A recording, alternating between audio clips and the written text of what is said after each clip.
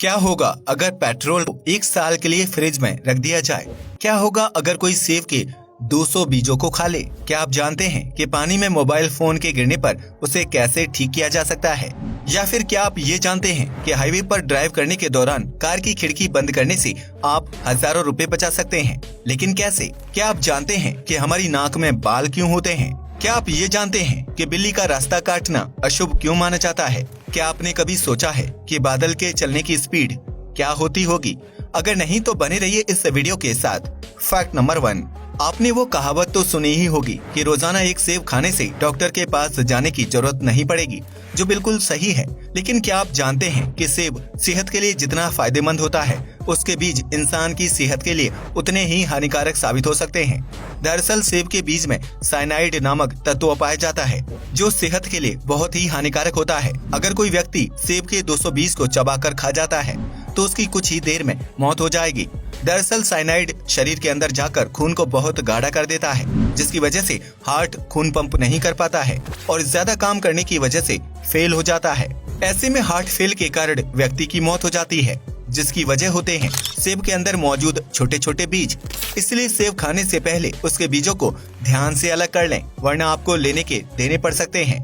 Fact number 2, मानव शरीर के कई अंगों की तरह नाक के अंदर भी बाल होते हैं, जिन्हें सुंदर लगने की वजह से वैक्स करके अलग कर दिया जाता है। लेकिन आपको ये जानकर हैरानी होगी कि नाक के अंदर बाल होने से इंसान कई तरह की खतरनाक बीमारियों से बच सकता है, क्योंकि बहुत से कीटाणु और वायरस सांस के जरिए शरीर के अंदर प्रवेश करते हैं। ऐसे में नाक के अंदर मौजूद बाल उन बैक्टीरिया और वायरस को शरीर के अंदर जाने से रोकने का काम करते हैं। इसके अलावा नाक के बालों में नमी भी होती है, जो प्रदूषित और गंदी हवा में मौजूद वायरस को सीधा फेफड़ों में जाने से रोकते हैं और हवा को फिल्टर करने का काम करते हैं। आपको यह जानकर हैरानी होगी कि नाक के बाल होने से व्यक्ति को अस्थमा होने का खतरा कम हो जाता है, क्योंकि उसके फेफड़ों तक साफ ऑक्सीजन पहुंचती है। ऐसे में अगर आप बेहतरीन लुक और खूबसूरती के लिए नाक के बाल साफ करते हैं, तो आपको दूसरे व्यक्ति के मुकाबले संक्रमण और अस्थमा होने का खतरा ज्यादा होगा।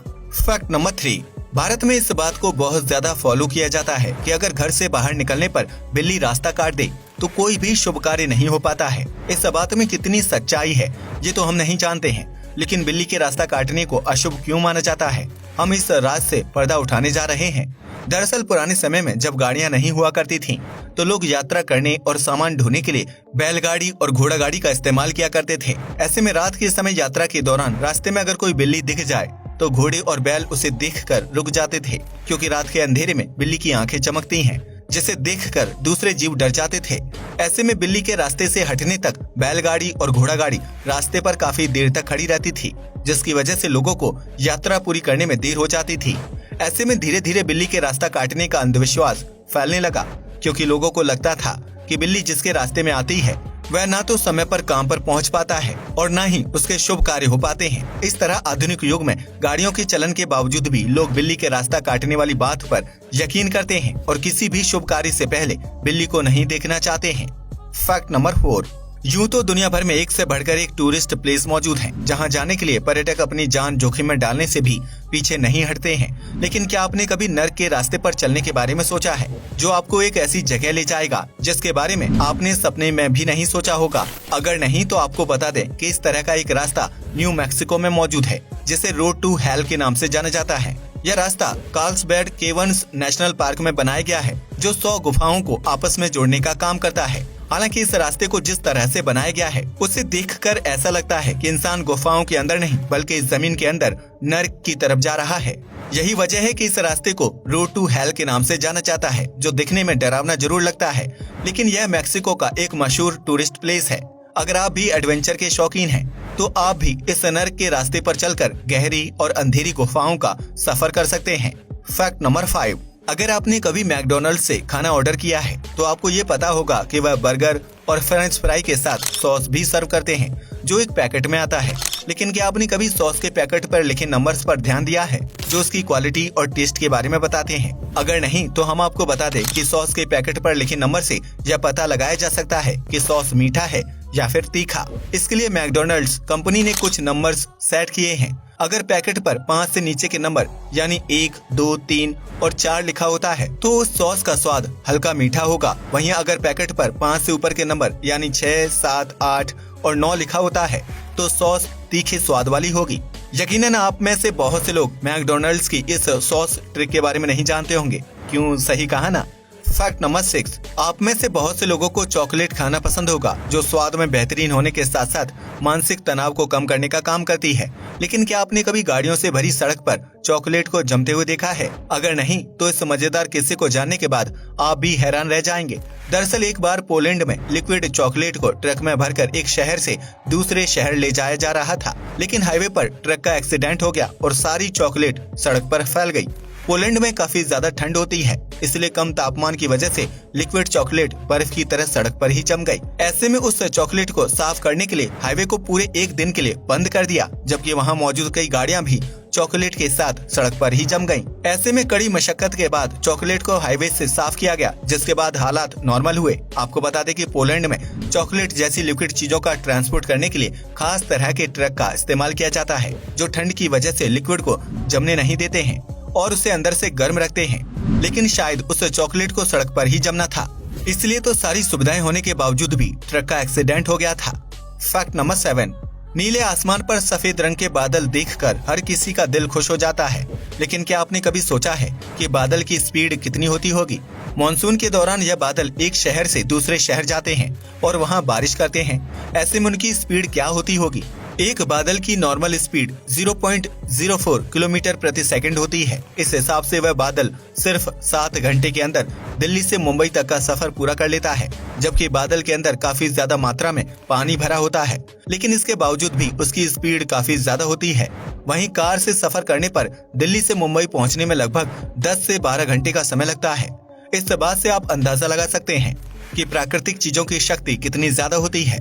फैक्ट नंबर 8, अगर आप कम से कम पेट्रोल का इस्तेमाल करके एक शहर से दूसरे शहर तक का सफर पूरा करना चाहते हैं, तो इसके लिए आपको अपनी कार की खिड़की बंद करके रखनी होगी। जी हाँ, आपने बिल्कुल सही सुना। तेज स्पीड में कार चलाने के दौरान कार की खिड़की बंद रखने से कम फ्यूल खर्च होता है। दरअसल हाईवे पर ड्राइव करने के दौरान अगर कार की खिड़की खुली रहती है तो तेज हवा लगने की वजह से 10% पेट्रोल ज्यादा खर्च होता है। ऐसे में अगर आप तेज स्पीड में हाईवे पर ड्राइविंग कर रहे हैं तो अपनी कार का शीशा बिल्कुल भी खुला ना छोड़ें। इस तरह कार का पेट्रोल कम खर्च होगा और आपके पैसों की बचत भी होगी। इतना मजेदार फैक्ट बताने के लिए वीडियो को लाइक करना मत भूलिएगा। फैक्ट नंबर 9, आज के आधुनिक समय में बिना मोबाइल फोन के इंसान अपने जीवन की कल्पना भी नहीं कर सकता है, क्योंकि वर्तमान में हर काम स्मार्ट तरीके से पूरा किया जाता है। लेकिन इसी स्मार्टनेस की वजह से कभी कभार मोबाइल पानी या किसी लिक्विड में गिर जाता है, क्योंकि हम घर के काम करने के दौरान भी मोबाइल का बेवजह इस्तेमाल कर रहे होते हैं। ऐसे में मोबाइल को खराब होने से बचाने के लिए आपको सबसे पहले फोन को स्विच ऑफ कर देना चाहिए, ताकि उसका कोई अंदरूनी पार्ट शॉर्ट सर्किट होने से खराब ना हो जाए।